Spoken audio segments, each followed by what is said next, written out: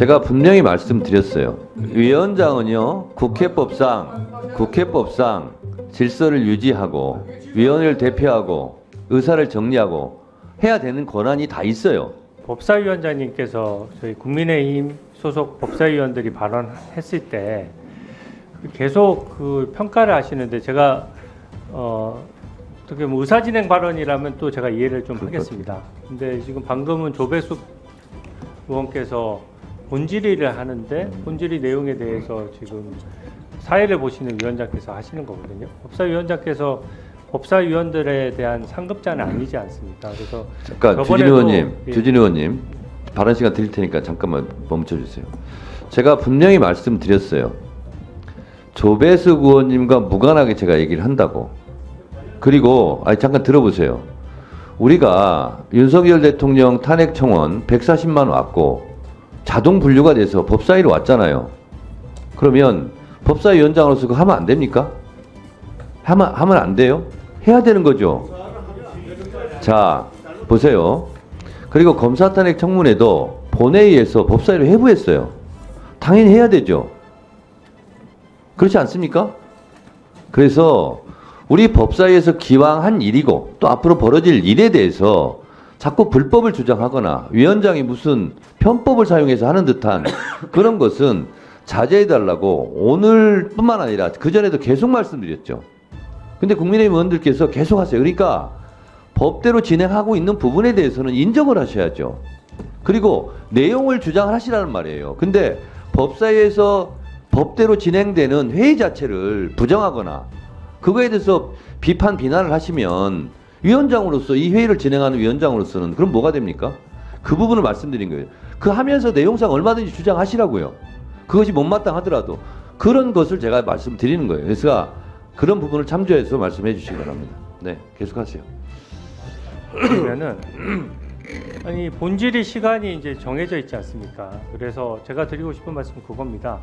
위원장님께서 그 법사위원으로서 질문하는 시간이 보장돼 있잖아요. 이게 질의 순서나 답변 토론이라는 게 서로 쌍방간에 공방이 오고 가는 거거든요. 저희 국민의힘 의원이 발언을 하고 나면 그 발언이 국민의힘 의견인데 상대방 측이나 민주당 의원들께서 반론을 제기하면 충분하지 않습니까? 근데 그것을 반론을 제기하지 않은 상태에서 다시 법사위원장께서 그 질의 순서를 무시하고 들어오셔서 발언을 하는 것은 발언 시간이나 공정성이나 진행의 면에서 문제가 있다는 점 말씀드리고요. 그 내용에 대해서는 법사위원장께서 말씀하실 수 있죠. 그러나 그 순서가 위원장님 순서에 대해서 해야 되는 것이 매번 이렇게 평가를 해가지고서는 그게 어떻게 공정한 진행이 되겠습니까? 여기 잠깐만요. 다시 한번 말씀드릴게요. 발언 정지 시켜주고요. 아니 시간 보장한다고요. 시간 보장한다고요. 자 보세요. 자 위원장은요 국회법상 질서를 유지하고 위원회를 대표하고 의사를 정리하고 해야 되는 권한이 다 있어요. 국회법이 다 돼 있습니다. 국회법 49조 1항에 돼 있어요. 그래서 여러 가지 관계를 위원장이 진행을 함으로써 진행하는 발언을 할 수 있어요.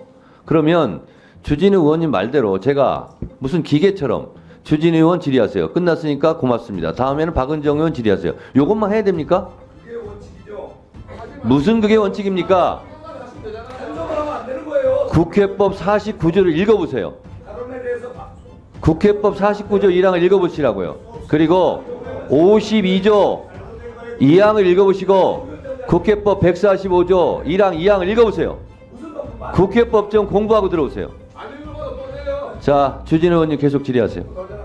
제가 마지막으로 지난 21대 국회에서 저희 국민의힘 의원이 법사위원장을 할 때도 심지어 법사위원으로서 발언할 때는 위원장석에서 내려오라고까지 민주당에서 주장했었어요. 그만큼 회의 진행은 공정해야 되는 것이고 시간 배분에 있어서 매번 그 순서를 저는 문제 삼는 건데 발언의 그 시간 분량도 너무 많을 뿐더러 순서가 국민의힘 얘기하고 법사위원장 말씀하시고 또 민주당 의원께서 말씀하시고 이렇게 돼가지고서는 저는 이 부분은 계속 문제 제기를 할 수밖에 없고요.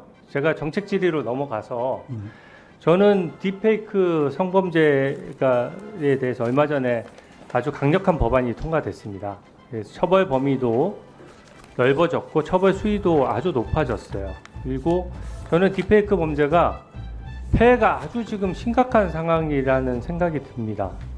근데 올해 8월까지 기소된 현황을 보니까요. 이 그 허위 영상물 편집 반포 등이라는 규정이 적용돼서 기소된 게 29건밖에 안 돼요. 그 중에서 불과 4명만 구속 기소가 됐고 21명이 불구속 기소됐고 4명이 벌금 처분이 내려졌거든요. 이 여러 원인이 중첩됐지만 이 정도면은 범죄 대응 효과가 거의 유명무실할 정도입니다. 그래서 제가 법원에 이건 뭐 법원의 탓을 하는 것이 아니라 좀 도와주십사 하는 말씀을 드리고 싶은데요. 이 사회 현상이 좀 심각하니까. 근데 제가 접수 현황을 봤더니 이제 작년 올해 1월부터 8월까지 222건이 접수가 됐어요. 근데 기소는 29건만 됐다는 얘기는 뭐냐면 겨우 10% 정도만 기소가 되는 겁니다. 안 그래도 신고 안 되는 암수 범죄율이 높은데 이걸 접수할 정도라면 굉장히 피해가 심각해서 신고를 하는 것이거든요. 그 중에서도 기소율이 10%밖에 안 돼요. 물론 이건 제가 법무부 때도 질의를 할 내용이지만 이거는 영장이라든지 양형 기준에 있어서 이 사회 현상에 대한 이해도를 그 존경하는 재판장님들께서 좀 상당히 이해하는 게 필요하고 그 부분에 대해서 법원, 행정처, 사법연수원, 양형위원회가 동시에 작동을 해줘야 저는 가능하다고 생각하거든요. 일단 먼저 권기현 사법연수원장께 한번 여쭤보겠습니다. 지금 아까 온라인 교육도 하고 성범죄 전담 재판부 교육도 잘 하고 계신 것으로 제가 들었는데 지금 딥페이크 강좌가 딱 그 딥페이크를 찍어서 강좌가 개설돼 있습니까?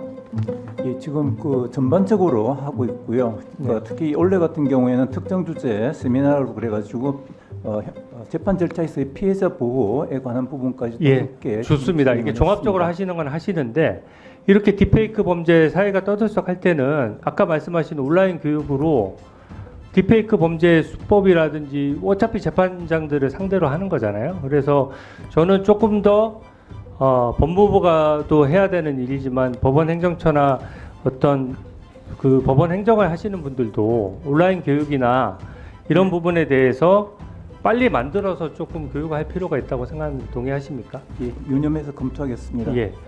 두 번째로는 법원 행정처장님께도 좀 부탁드리겠는데요. 예. 이게 아까 말씀드렸다시피 적발률이 너무 떨어지는데 우리가 법익균형의 원칙이라고 하는데 보통 피의자와 피고인 인권도 당연히 중요하죠. 그만큼 피해자 인권도 중요하고 이거는 제가 왜 이거를 걱정하냐면 딥페이크 범죄는 너무 범죄에 노출되는 가능성이 너무 무작위고 너무 커요. 누구나 당할 수 있고 사진 한 장만 있으면 엄청난 피해를 입을 수 있는 거거든요. 예. 그래서 이거는 거의 마약 사범 이상에 준해서 좀 대처를 해야 되는데 지금은 은밀한 범죄다 보니까 대부분 다크웹이나 이런 거 이용해서 하다 보니까 영장을 어느 정도는 좀 신속하고 좀 어느 정도 범위를 넓게 받아야 저는 추적 수사가 가능하다고 생각합니다. 제가 수사 실무를 한번 담당해 본 사람으로서 이 현실적인 우려가 있는 거거든요. 그래서 이 부분에 대해서 법원이 균형을 잡으면서도 현 실태에 대한 교육과 어떤 영장 발부 기준에 대한 좀 고찰이 있어야 된다고 생각하는데 법원 행정처 차원에서 좀 검토를 해주십시오. 예. 마지막으로 그 이상원 양형위원장님께 또 말씀을 드리겠습니다. 얼마 전에 제가 보니까 이 양형위원회의 운영 그 실태를 보니까 이게 양형위원회의 양형 기준이 바뀌는 게 양형위원회 임기가 2년이다 보니까 2년의 첫 번째 회의에서 뭘 바꿀지를 결정을 하고 그것을 심의해서 2년 내에 바꿔 가시는 것 같아요. 근데 얼마 전에 제가 되게 그 기술 유출 범죄에 대해서 양형을 올리는 거를 되게 감명 깊게 봤습니다. 근데 비판하는 시각에서 봤을 때는 너무 늦었어요. 대응이. 그러니까 실컷 기술 유출 범죄에서 지금 100조가 국부가 유출됐느냐 안 됐느냐 하는데 이게 지금 항상 좀 늦단 말이죠. 근데 딥페이크 범죄 어떻습니까? 지금 통과됐는데 양형위원회 지금 보면 2년마다 한 번씩 범죄를 선정해서 대응에 문제가 있어서 이런 것들은 끼워 넣어서더라도 빨리 양형 기준을 좀 마련해 주시기 바랍니다. 답변 드려도 되겠습니다. 지금 위원님이 말씀하시는 바로 그 부분이 제가 양형위원장을 맡고 나서 느낀 문제점 중에 하나인데 사실 이 양형 기준을 설정을 하고 자꾸 이제 수정하는 작업도 계속 업데이트를 해야 하지만 제가 현실을 보니까 이제 인력과 예산이 턱없이 부족해서요. 그렇게 계속 하는 게 좀 현실적으로 어려움이 좀 있습니다. 그래서 지금 우리가 하고 있는 게 그 한 기가 시작되면 초반부에 그때 굉장히 시급하다고 생각하는 것들, 중요하다고 생각했던 걸 중심으로 대상군을 설정하고 그걸 중심으로 2년간 하게 하는데 그렇지만 이제 지금 말씀하신 것처럼 사회적으로 큰 문제가 되고 굉장히 시급한 것은 중간에 집어넣기도 합니다. 그래서 많이 더 집어넣어서 하기도 하고 있고 그렇지만 한계가 있다는 점 말씀을 드리고 좀 뭐 기관 입장에서 좀 말씀을 드리면 저희 양형위원회 많이 인적 물적으로 지원을 해주시면 보다 원활하게 업데이트를 할 수 있을 것 같습니다. 네, 감사합니다. 저도 추가로 주 의원님 말씀을 추가해서 말씀드리면 이제 그 딥페이크 범죄 피해에 대한 심각성 상황 인식은 같이 하고 있습니다. 그런데 조금 전에 주신 그 말씀 부분 관련해서는 잘 아시다시피 양형 기준이라고 하는 게 경험적인 접근을 위주로 하면서 거기다가 규범적인 조정을 좀 하는 것 아니겠습니까? 그래서 이제 새롭게 이제 대두되고 있는 이런 범죄에 대해서 즉각적으로 양형 기준에 반영하기는 구조적으로 좀 쉽지 않은 측면이 있지만 그렇기 때문에 더더욱 일선에서 기존의 어떤 법정형 범위 내에서 형사재판을 담당하는 법관들의 역할이 중요한 것 같습니다. 조금 전에 주신 그 이제 상황 인식은 저희들이 공유를 해서 잘 충실히 한번 반영하도록 검토해 보겠습니다. 여기서부터 잠시만 주목해 주시기 바랍니다. 제가 구독자분들을 위해서 깜짝 선물을 하나 준비했는데요. 제가 항상 여러분들께 뭐라고 말씀드렸나요? 뉴스만 평소에 잘 챙겨보셔도 돈이 된다, 돈을 벌 수 있다라고 말씀드렸는데요. 자, 여러분들 여기 보이는 각종 뉴스, 코로나 유행 사건, 러시아 우크라이나의 전쟁, 엔비디아의 실적, 트럼프와 김정은의 관계 등등과 같은 뉴스를 보게 되면 여러분들은 어떤 생각이 드세요? 그냥 뉴스만 보고 끝내는지, 아니면 이 뉴스를 어떻게 이용할 수 있는지 이 부분을 고민하고 계시는지를 되물어보고 싶습니다. 자, 그 이유가 뭐냐 하면 제가 지난 1월 여러분들께 뭐라고 말씀드렸나요? 지금은 반도체 산업에 관심을 가져야 한다. 뉴스만 보고 그냥 넘기지 마시고 한번 투자 쪽으로 고민해 보셔야 한다라고 말씀을 드렸습니다. 그리고 나서 이런 썸네일을 유튜브나 뉴스를 통해서 많이 보셨을 텐데요. 이런 반도체 산업이 이슈가 되었을 때 부자들은 어떻게 생각한다고 했나요? 반도체와 관련된 투자 수단은 뭐가 있는지, 어떤 주식이 가장 좋은지, 어디에 투자해야 돈이 몰리는지 자연스럽게 생각한다고 제가 말씀드렸죠. 그 이유가 부자들이 봤을 땐 이슈가 돈으로 이어지고 그 이슈가 나에게 돈을 벌어준다는 경험적 확신이 있기 때문에 부자들은 항상 이런 사회적 이슈와 돈의 흐름을 관심 있게 쳐다본다고 제가 말씀드렸는데요. 이번에도 마찬가지입니다. 제가 지난번에 시청자분들과 함께하는 주식으로 수익 내기 이벤트를 진행했었는데요. 당연히 100% 무료로 진행되었고, 자, 여기 보시면 아시겠지만 제가 지난번에도 저한테 구독이라는 문자를 보내주신 모든 시청자분들께 이렇게 반도체 관련주 중에 많은 종목이 아니라 가장 급등할 확률이 높은 딱 한 종목, 한미반도체 딱 한 종목만을 추천드렸어요. 그러면서 여기 나와 있는 대로 정확히 얼마에 매수해야 하는지, 수익률이 얼마가 나왔을 때 팔아야 할지 정확히 말씀드렸는데, 자, 지금 실제로 어떻게 되었나요? 오른쪽을 보시면 아시겠지만 제가 1월에 문자로 이 한미반도체를 소개해드리고 나서 실제 3배 이상의 급등이 나왔죠. 그래서 당시에도 굉장히 많은 분들이 제가 드린 이 종목으로 수익을 크게 내실 수 있었는데요. 다시 한번 수익 축하드리고 이번에도 마찬가지입니다. 최근 우리나라뿐만 아니라 국제 정세가 매우 불안정합니다. 과열된 AI 이슈와 함께 채권 가격과 일본 엔캐리 트레이드 청산으로 휘청거리고 있는데요. 이제 하락장의 초입으로 다양한 징후들이 나타나고 있습니다. 이제 본격적으로 금리 인하와 함께 하락이 더 심해지면 일반 개인들은 결국 더욱더 시장을 외면하고 가장 싼 가격에 울며 겨자 먹기로 손절하기 마련일 텐데요. 사실 역사적으로 이런 시그널이 있을 때야말로 좋은 주식을 저점에서 매수할 수 있는 절호의 기회입니다. 즉, 좋은 주식이 시장 상황 영향에 따라 어쩔 수 없이 떨어질 때를 적극적으로 노려야 한다는 거죠. 자, 그렇기 때문에 제가 이번에도 뭘 보내드린다고요? 지난번과 마찬가지로 대박이라는 문자를 보내주시면 제가 이번 하락장에서의 보물, 추후 주가가 가장 크게 급등할 한 종목을 구독자분들에게 문자로 종목명과 사고파는 시점을 모두 알려드릴 거예요.